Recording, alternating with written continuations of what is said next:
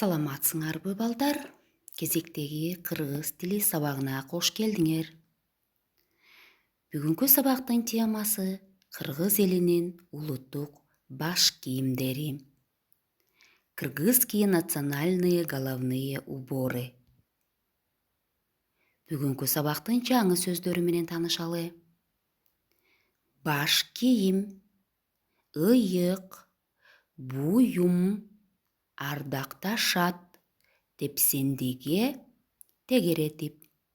Азыр ушул жаңы сөздөрдү кластер аркылуу дагы кайталайлы. Биздин кластер баш кийим деп аталат, головной убор. Баш кийим — буюм. Головной убор — это вещь. Ыйык. Баш кийим — ыйык. Головной убор — святая вещь. Баш кийимди ардакташат. Головной убор почитают. Баш кийимди тегеретип ойнобойт. С головными уборами не играют. Баш кийимди тепсендиге таштабайт. Головные уборы не бросают в места, где много ходят. То есть на головные уборы нельзя наступать.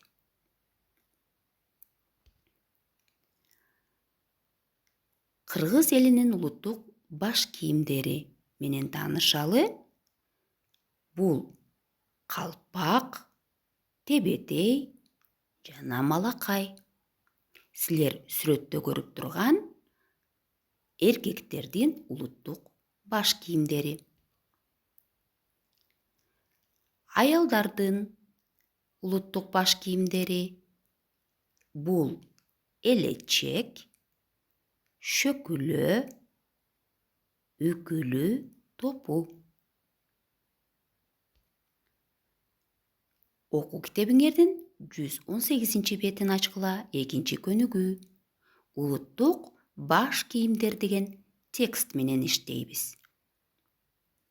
Текстти конт коюп уккула. Кыргыздардын эң ыйык буюму баш кийими. Кыргыздар аларды абдан ардакташат. Жерге, тепсендиге таштабайт. Аны тегеретип ойнобойт. Атасы баш кийимин баласына гана берет. Эч кимге белекке да бербейт.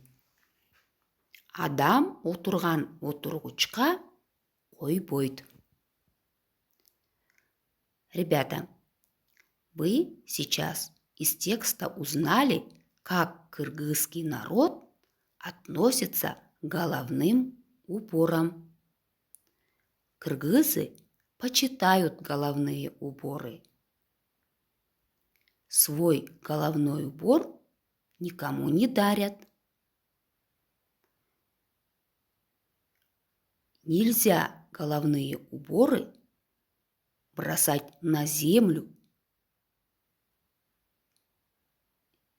и ставить их на сиденье стула. Эмесе балдар, азыр ушул текст боюнча көнүгүү аткаралы. Сүйлөмдөрдө кайсынысында туура маани айтылган, кайсыл сүйлөмдө ката мааниси бар экен. Мына ушуну аныктайлы. Эмесе биринчи сүйлөмгө көңүл бургула. Кыргыздардын улуттук баш кийимдери бар.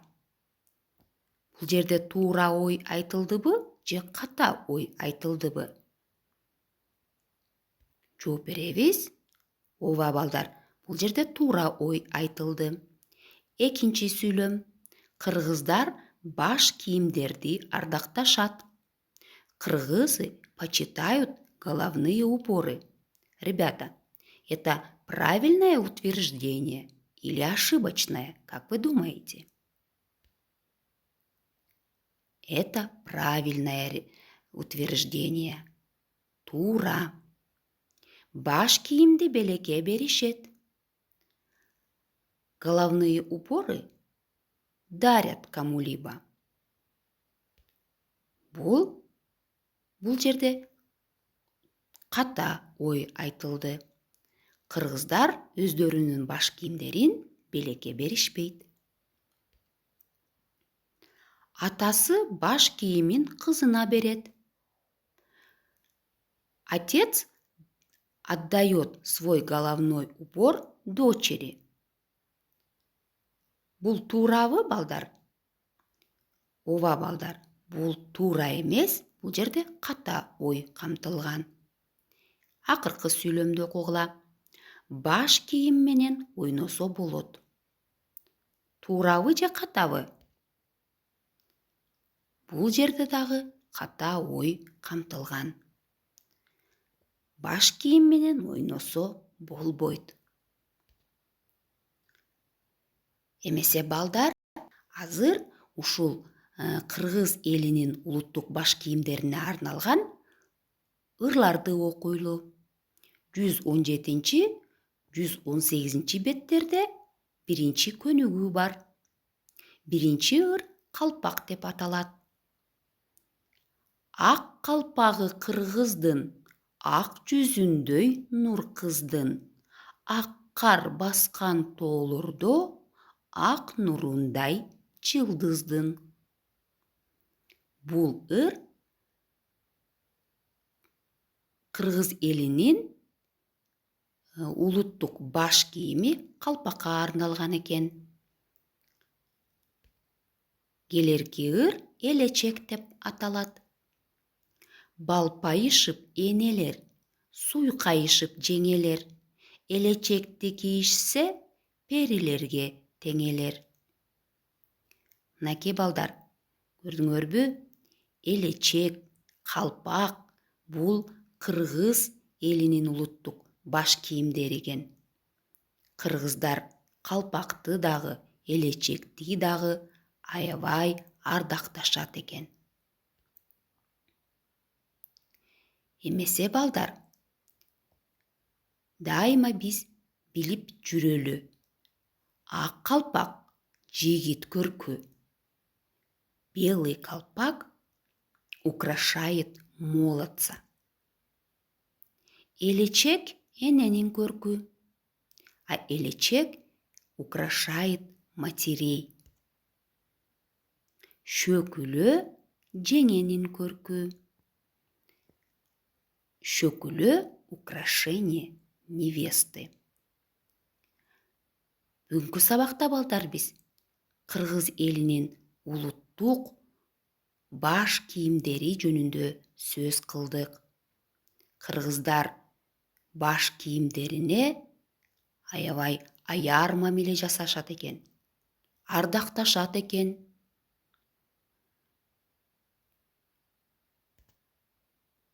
Ушуну менен сабагыбыз аягына келип жетти.